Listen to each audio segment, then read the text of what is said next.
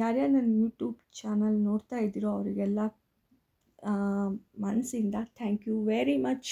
ಯಾಕಂದರೆ ಈಗೀಗ ನನ್ನ ಚಾನಲ್ ಸ್ವಲ್ಪ ಓಡ್ತಾ ಇದೆ, ಅಂದರೆ 100ವರೆಗೂ ರೀಚ್ ಆಗ್ತಾಯಿದೆ. ಅದಕ್ಕೆ ನಿಮಗೆಲ್ಲರಿಗೂ ಥ್ಯಾಂಕ್ಸ್ ಹೇಳ್ತೀನಿ. ಯಾಕಂದರೆ ನನ್ನ ಚಾನಲ್ ಅಂದರೆ ನಾನು ಹಾಕೋ ವಿಡಿಯೋನ ನೀವು ನೋಡ್ತಾ ಇದ್ದೀರಲ್ವ, ಅದೇ ನನಗೆ ದೊಡ್ಡ ಖುಷಿ. ಹಾಗಾಗಿ ಆದಷ್ಟು ಪ್ಲೀಸ್ ಯಾರ್ಯಾರು ನೋಡ್ತಿರೋ ಶೇರ್ ಮಾಡಿ, ಇಷ್ಟ ಆದರೆ ಶೇರ್ ಮಾಡಿ ಅಂತ ಹೇಳ್ತೀನಿ. ಇವತ್ತು ನನ್ನ ಮಗಳಿಂದು ಏನು ಅಂದರೆ ಗ್ರ್ಯಾಜುಯೇಷನ್ಸ್, ಅಂದರೆ ಅವಳು ಮುಗಿಸಿದ ದಿನ. ಹಾಗಾಗಿ ಅವ್ರಿಗೆ ಸರ್ಟಿಫಿಕೇಟ್ ಕೊಡ್ತಾರಲ್ಲ, ಅದಕ್ಕೆ ನಮ್ಮ ಅಂದರೆ ಪೇರೆಂಟ್ಸ್ಗಳಿಗೆ ಕರೆದಿದ್ರು. ಹಾಗಾಗಿ ಔಟ್ಫಿಟ್ ಇದ್ದಿದ್ದು ನಮಗೆ ಬ್ಲ್ಯಾಕ್ ಹಾಕ್ಕೊಂಡು ಬನ್ನಿ ಅಂತ ಹೇಳಿದರು. ಅದಕ್ಕೋಸ್ಕರ ನಾನು ಬ್ಲ್ಯಾಕ್ ಸ್ಯಾರಿ, ನಮ್ಮ ಮನೆಯವರು ಬ್ಲ್ಯಾಕ್ ಕುರ್ತಾ ಹಾಕ್ಕೊಂಡಿದ್ರು. ಸರಿ ರೆಡಿಯಾಗಿ ನಾವು ಹೊರಟಿದ್ದೆ ನನ್ನ ಮಗಳು ಕಾಲೇಜ್ಗೆ. ಫಂಕ್ಷನ್ ಇತ್ತಲ್ವ ಅಂತ ಹೇಳಿಬಿಟ್ಟು. ಹಾಗೆ ಹೋಗಬೇಕಾದ್ರೆ ಅಂತೂ ಹೇಳೋಕ್ಕೆ ಹೋಗಬೇಡಿ, ಬೆಂಗಳೂರು ಟ್ರಾಫಿಕ್ ಸಿಕ್ಕಾಪಟ್ಟೆ ಇರುತ್ತೆ. ನಾವು ಹೋಗಬೇಕಾದ್ರೂ ಸಿಕ್ಕಾಪಟ್ಟೆ ಟ್ರಾಫಿಕ್ ಇತ್ತು, ಬಿಸಿಲು ಕೂಡ ಜಾಸ್ತಿ ಇತ್ತು. ಹಾಗೆ ಫಂಕ್ಷನು ಕೂಡ ಸ್ಟಾರ್ಟ್ ಆಗೋಕ್ಕೆ ಬಂದಿತ್ತು.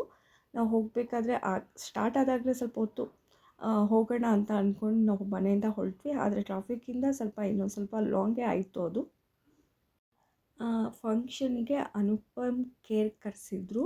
ಅವ್ರದ್ದು ಮಾತು ಸ್ಟಾರ್ಟ್ ಆಗಿತ್ತು. ಅಂದರೆ ಅವರು ಹೇಳ್ತಾ ಇದ್ರು ಮಕ್ಕಳಿಗೆ ಯಾವ ರೀತಿ फेमस कर दिया.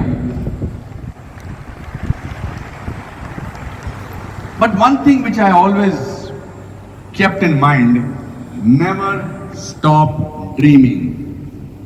Even now, when I have done 550 films, I still think big. I never feel. Today, I'm 71, my mother is 87. I still think that my mother is the greatest lady on this earth.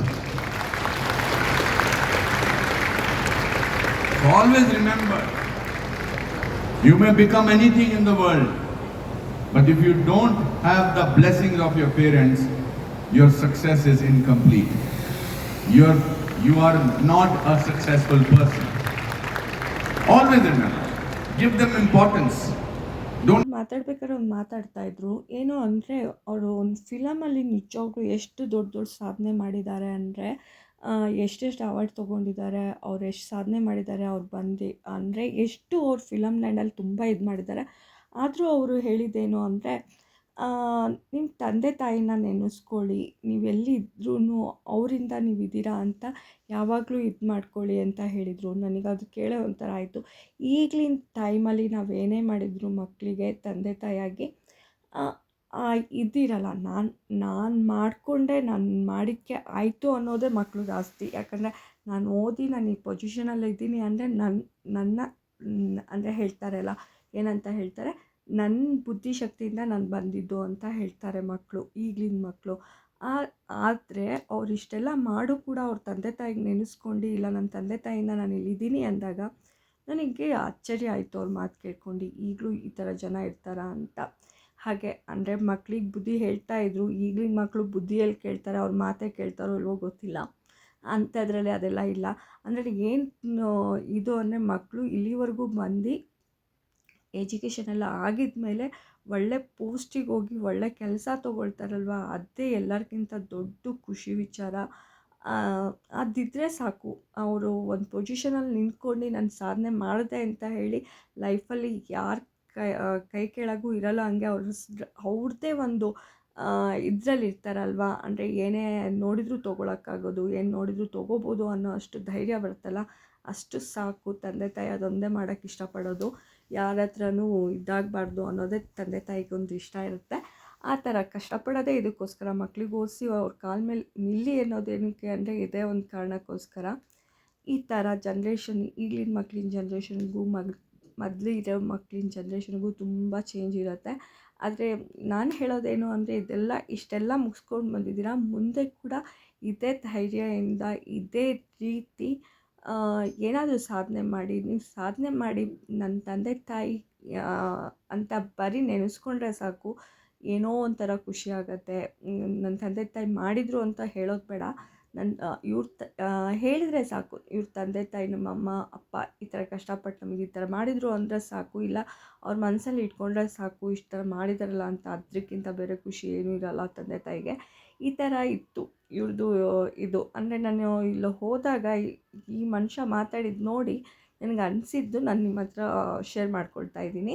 ಈ ಥರ ಇತ್ತು, ಇದೆಲ್ಲ ಆಯಿತು, ಎಜುಕೇಷನ್ದೆಲ್ಲ ಮುಗೀತು. ಒಬ್ರೊಬ್ರು ಬಂದವರೆಲ್ಲ ಮಾತಾಡಿದರು, ಮಕ್ಕಳಿಗೆ ಯಾವ ರೀತಿ ಇರಬೇಕು, ಫ್ಯೂಚರಲ್ಲಿ ಏನಾಗಬೇಕು ನೀವು, ಪ್ರಪ ಅಂದರೆ ಪ್ರಪಂಚಕ್ಕೆ ತೊಗೊಳ್ಳಿ, ಪ್ರಪಂಚಕ್ಕೆ ಒಳ್ಳೇದು ಮಾಡಿದ್ರೆ ಸಾಕು. ಏನಾದರೂ ಮಕ್ಕಳು ತಲೆಯಲ್ಲಿ ತೊಗೊಂಡು ನನ್ನ ದೇಶಕ್ಕೋಸ್ಕರ ಏನು ಮಾಡ್ಬೋದು, ನನ್ನ ಅಂದರೆ ಒಳ್ಳೆ ರೀತಿ ಇದ್ದರೆ ಸಾಕು ಅಷ್ಟೇ. ಒಂದು ದೇಶಕ್ಕೆ ನಾವು ಕೊಡೋದೇನು ಅಂದರೆ ಒಳ್ಳೆ ರೀತಿಯಿಂದ ನಮ್ಮ ದೇಶನ ತೊಗೊಂಡು ಹೋದರೆ ಅಷ್ಟೇ ಸಾಕು ಅಂತ ಇದು ಮಾಡ್ತೀವಿ. ಹಾಗೆ ಅಂದರೆ ಒಂದೊಂದು ವ್ಯಕ್ತಿ ಅಲ್ಲಿ ಬಂದು ಮಾತಾಡ್ತಾ ಇದ್ದಾರೆ ಅಂದರೆ ಅವ್ರು ಸಾಮಾನ್ಯದವ್ರಂತೂ ಅಲ್ಲ. ಇವರೇನೋ ಮಿಲ್ಟ್ರಿಲಿರೋದು ಅನಿಸುತ್ತೆ, ಮಿಲ್ಟ್ರಿಲಿರೋದು.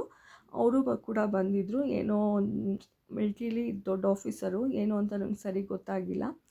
ಇವ್ರ ಕೈಯಿಂದ ಮಕ್ಕಳಿಗೆಲ್ಲ ಇದು ಕೊಡಿಸ್ತಾಯಿದ್ರು, ಅಂದರೆ ಅವ್ರದ್ದು ಎಜುಕೇಷನ್ ಆಗಿತ್ತಲ್ವ, ಸರ್ಟಿಫಿಕೇಟು ಇವ್ರ ಕೈಯಲ್ಲಿ ಕೊಡಿಸ್ತಾಯಿದ್ರು. ಹಾಗಾಗಿ ಮಕ್ಕಳು ಫುಲ್ ಖುಷಿ, ನಾನು 4 ವರ್ಷ ಮುಗಿಸ್ಬಿಟ್ಟೆ ಅಂತ. ನನ್ನ ಮಗಳು ಅಂತೂ ಫುಲ್ ಖುಷಿಲಿದ್ಲು, 4 ವರ್ಷ ನಾನು ಮುಗಿಸ್ಬಿಟ್ಟೆ ಅಂತ. ಇದು ವಿಷಯ ನಿಮ್ಗೆ ಹೇಳಲೇಬೇಕು. ನನ್ನ ಇಬ್ಬರು ಮಕ್ಕಳು ಎಜುಕೇಷನ್ನು ಮುಗ್ದೋಯ್ತು, ಆದರೆ ಯಾರ ಮಕ್ಕಳಿಂದು ಎಜುಕೇಷನಲ್ಲೂ ನಾವು ಹೋಗೇ ಇಲ್ಲ.